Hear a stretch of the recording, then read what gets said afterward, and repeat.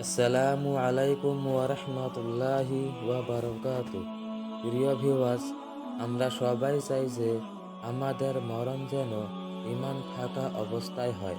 কিন্তু কি কি কাম করলে আমাদের মরণ ঈমানি অবস্থায় হব তা আমরা জানি না। তাই আজ আমরা জানব কি কি কাম করলে আমাদের মরণ ঈমানি অবস্থায় হব। ১ নম্বর, অজু করার সময় মিসওয়াক ব্যবহার করা। ২ নম্বর, আজান শোনার পর আজানের দোয়া পড়া।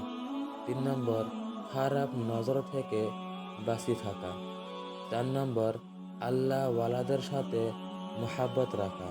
৫ নম্বর, মুসলমান হয়া জন্মগ্রহণ করার জন্য আল্লাহ তাআলার কাছে শুকরিয়া আদায় করা। ৬ নম্বর, প্রত্যেক নামাজের পর এই দোয়াটা পাঠ করা। রব্বানা লা তুযিগ কুলুবানা বা'দা ইয হাদাইতানা ওয়া হাব লানা মিন লাদুনকা রাহমা ইন্নাকা আনতাল ওয়াহ্হাব। ৭ নম্বর, বেশি বেশি করে এই দোয়াটা পাঠ করা।